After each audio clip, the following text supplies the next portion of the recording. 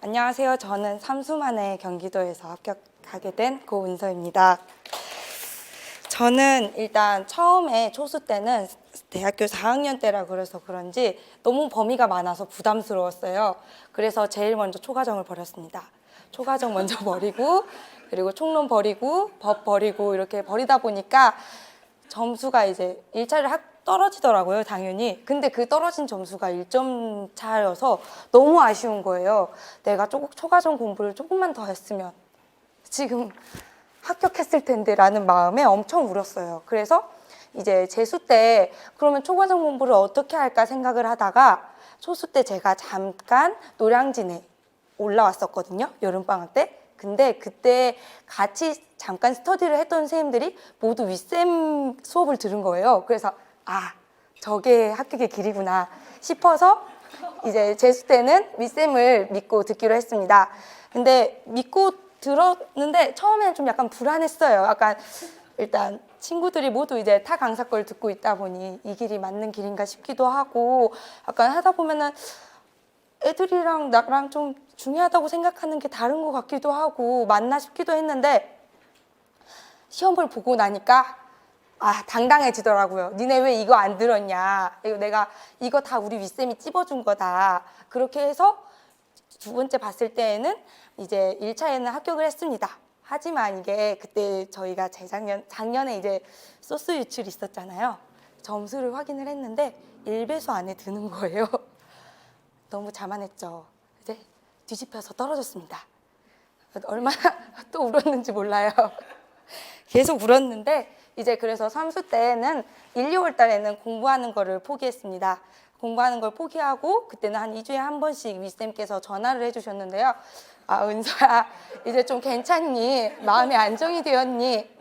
조금 더 지금은 편안하게 그냥 공부하지 말고 쉬어라. 이런 식으로 해줬던 게 위로가 됐고 이제 3월 달에 돼서 다시 공부를 시작하기로 했습니다.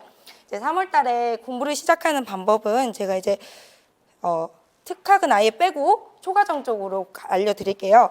저는 이제 3수 때 먼저 제일 잘 나오는 것부터 했어요. 그래서 나를 배신하지 않는 과목이 무엇인가라고 했을 때 먼저 총론 무조건 나오죠. 그래서 총론을 제일 먼저 했습니다. 총론은 여기 그 자료에 나와 있는 것처럼 한쪽엔 정답이 나와 있고 한쪽에는 그냥 다 빈칸이에요. 진짜 근데 이 빈칸이 선생님들이 잘못 들으시면 그 빈칸만 외우는 실수가 있을 수 있습니다.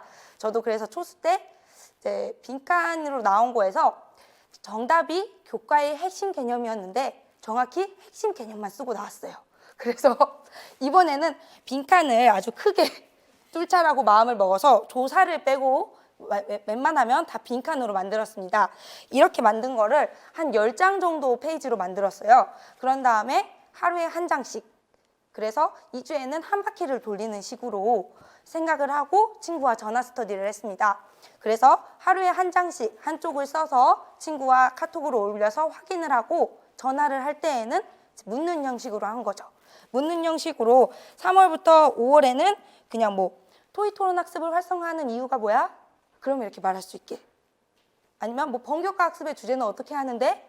라는 식으로 이때에는 빈칸을 묻는 게 아니고 그냥 질문을 하면 대답을 할 수 있는 식으로 물어봤고요. 그리고 6월에서 8월에는 이제 좀 범위를 줄여야 되니까 일주일에 한 바퀴로 바꿨습니다. 그리고 이제 10월에서 11월, 12월에서 11월은 솔직히 일주일에 한 바퀴도 너무 아쉬워요. 그래서 그냥 하루에 무조건 한 번을 다 보기로 했는데 하루에 한 바퀴를 다 돌리는 게 솔직히 전화로 불가능하잖아요. 그래서 나올 만한 거나 헷갈리는 거 위주로 질문을 했습니다.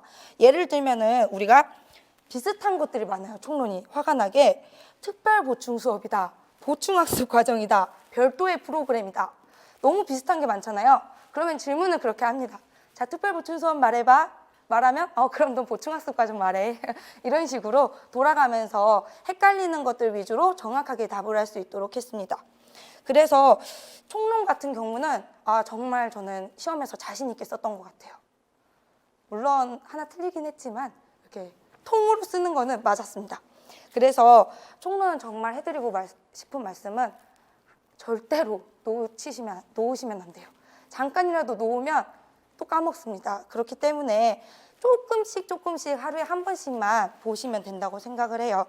저는 뭐 이렇게 말을 하면 아 진짜 공부를 많이 했구나 싶기도 할 수도 있는데 사실 그렇게 많이는 하지 않았고 그냥 하루에 전화로 한 10분에서 15분만 질문할 수 있는 정도로만 끝을 냈고요. 근데 그 10분, 15분도 솔직히 하다 보면 힘들잖아요. 하기 싫은 날도 있고. 그럴 때에는 쿨하게 아 우리 내일 2배로 하는 거 어때? 아 우리 내일은 3배로 하자. 그런 식으로 약간 유동적으로 조절하면서 친구와 하고 좀 지칠 때 이제 방학 7, 8월 때쯤에는 야, 그 학교도 방학을 하는데 우리도 잠깐 방학을 가지자.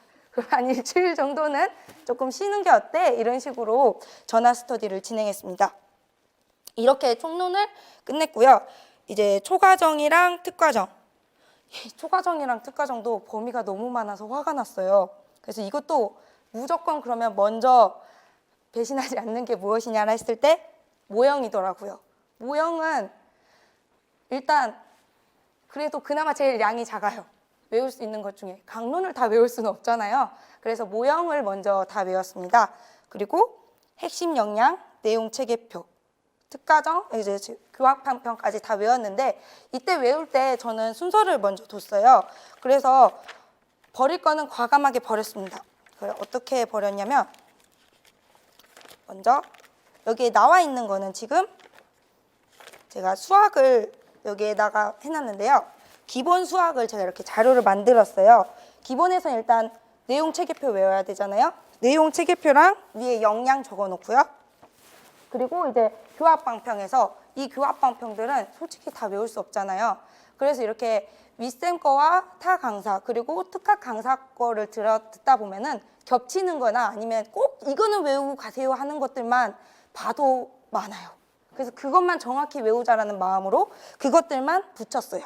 그리고 이제 초등수학 같은 경우는 아까 선생님께서 말씀하신 대로 이제 그 뭐죠? 성취 기준 붙이고 그리고 그 다음에는 이제 초과정이랑 특과정이랑 겹치는 이런 모형을 이렇게 붙였습니다. 그래서 이거를 매일매일 들고 다녔어요. 그리고 하는 방법은 일단 먼저 수업 들을 때에는 윗쌤이 약간 쉬는 시간을 많이 주시잖아요.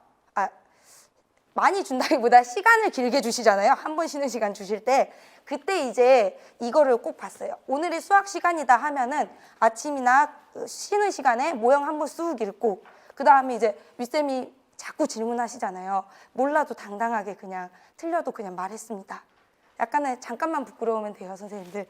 그래서 그런 식으로 진행을 한 다음에 이제 버린 건 뭐냐고 하시면 이제 나올 수도 있어요. 저는 선생님들한테 이렇게 이거 버리세요라고 말은 못 하는데 저는 그냥 쿨하게 버린 게 이렇게 기본 음악 같은 경우 안 나오잖아요.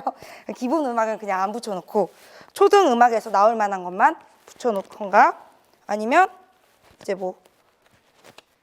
뭐지? 잠시만요.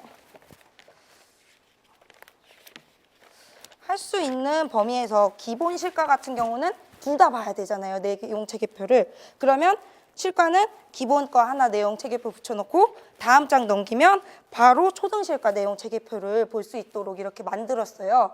이거를 만드는 데는 시간이 생각보다 오래 걸리더라고요. 한 5-6시간 걸렸었던 것 같아요. 선생님들 이게 저는 사실 이렇게 잘라서 오리면 빨리 만들 수 있을 줄 알고 그랬거든요. 선생님들께서는 한 여러 명이서 과목 조금씩 정해서 하시면 타이핑 하시면 금방 만드실 거예요. 후회하지 마시고 이거 타이핑 하시는 게 좋을 것 같고요. 그런 다음에 이제 이렇게 수업을 들은 다음에는 또 전화 스터디로 한 번 더 정리를 했어요. 전화 스터디는 아까 그 총론 친구와 다 똑같이 했는데요.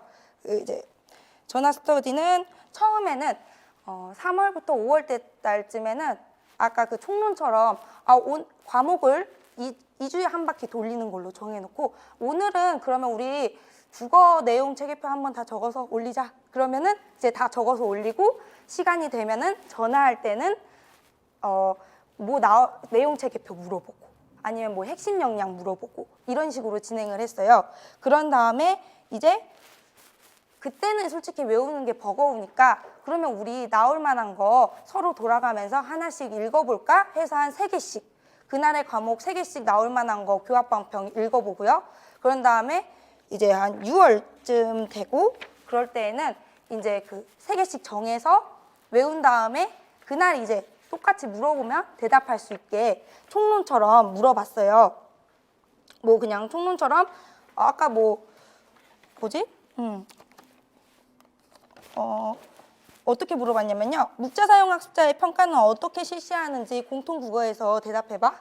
이러면은 그냥 쓱 나오게 이런 식으로 질문을 하고 대답을 하는 식으로 했습니다. 그리고 이제 이렇게 하니까 약간 이론은 되는 것 같은데 강론이 너무나 불안하더라고요. 사실 저는 강론은 거의 손을 안 댔었어요. 그래서 윗쌤 수업 들을 때는 다 하는 것 같은데 막상 문제를 풀어보니까 안 풀리는 거예요. 그래서 7월부터 불안해지니까 이제 또 스터디를 하나 시작했습니다. 제가 약간 자립심이 부족해서 스터디에 많이 의존을 했어요. 저는 7월에는 이제 여기에 있는 대학 동기와 스터디를 했는데요.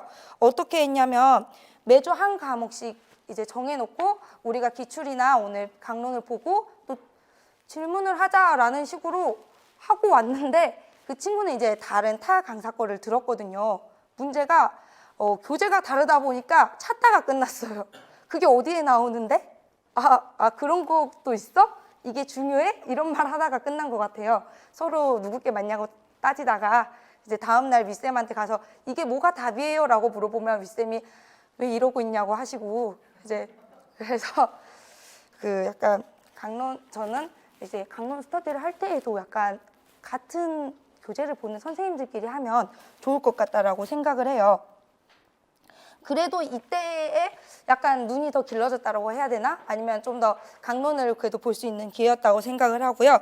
9월부터는 이제 작년에 공부했던 윗쌤 선생님들과 함께 다시 한번 기출을 봤어요. 기출을 볼 때는 윗쌤이 주신 자료를 활용했고 이때 기출을 보는 방법은 이제 오늘 미술을 본다고 하면은 만약에 오늘